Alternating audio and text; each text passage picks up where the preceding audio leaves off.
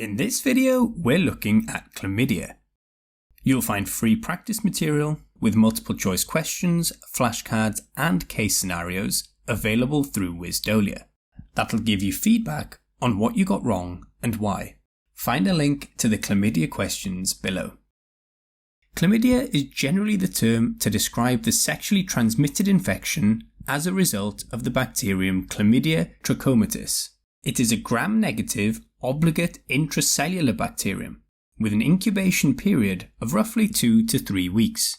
It typically affects the endocervical canal or urethra in females and urethra in males, but it can also affect the conjunctiva, eyelids, nasopharynx, and rectum. Chlamydia has two distinct forms. Initially, the bacterium invades the cell in the form of elementary bodies, surrounding itself with a vacuole on entry, called an inclusion. The elementary bodies then get reorganized into reticulate bodies, which replicate. These mature back into elementary bodies, and after 2 to 3 days of this process, the cell ruptures, allowing the elementary bodies to be released and go on to affect other cells. Chlamydia pneumoniae and Chlamydia psittaci are two other chlamydia species that cause disease in humans, in particular respiratory tract infections, with psittaci being rare and linked to contact with birds. Overall, chlamydia is the most common bacterial sexually transmitted infection in Western countries, and most commonly occurs between the ages of 15 and 24. But don't overlook that it can happen in elderly populations, and in younger patients it may be a clue to underlying abuse. Prevalence has been found to be between 2 and 5% in the United States and United Kingdom. A new sexual partner, multiple partners, or a history of previous sexually transmitted infections are considered risk factors. Most cases are actually asymptomatic, which is the case in 70 to 85% of females and 50% of males.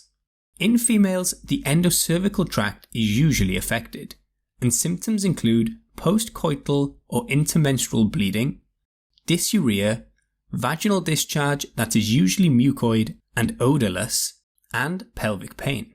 Left untreated, it can ascend the urogenital tract and pelvic inflammatory disease can develop, as well as Fitzhugh-Curtis syndrome where there is perihepatic inflammation. There is an increased risk of ectopic pregnancy and infertility, and in pregnancy there is a risk of neonatal conjunctivitis and pneumonia. In males, the urethra is typically affected, and symptoms include dysuria and penile discharge.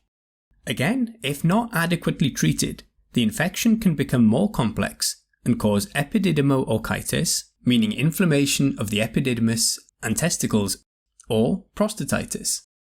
Reactive arthritis, previously known as Rhesus syndrome, is another possible complication that is immune-mediated and usually occurs 4 weeks post-infection. It is characterized by joint pain or arthritis, often in the knee, ocular involvement such as conjunctivitis or uveitis, and urethritis that often manifests as dysuria. This can be remembered by the saying, can't see, can't pee, can't climb a tree. Circinate balanitis, a rash characterized by ring-shaped dermatitis on the glands of the penis, is also associated with reactive arthritis.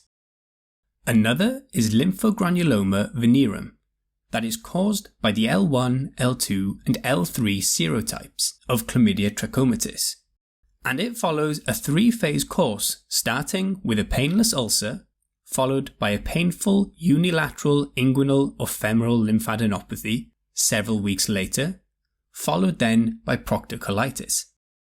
Another important manifestation is trachoma, where Chlamydia Trachomatis affects the eyelids, leading to them becoming rough, causing irritation, corneal injury, and eventually blindness. Diagnosis is typically based on nucleic acid amplification testing of vulvo-vaginal swabs or urine in females and urine in males. Contact tracing is needed in positive cases to identify and treat asymptomatic carriers. In the UK, annual screening for those under 25 is recommended, and some countries like the US include chlamydia in antenatal screening due to the potential effects on the neonate, and it is also recommended to screen for other STIs like gonorrhea if a patient has chlamydia.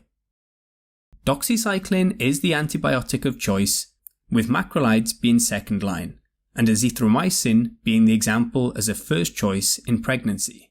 Sexual contact should be avoided for 7 days after treatment has started, and all contacts within the last 60 days are advised to be tested.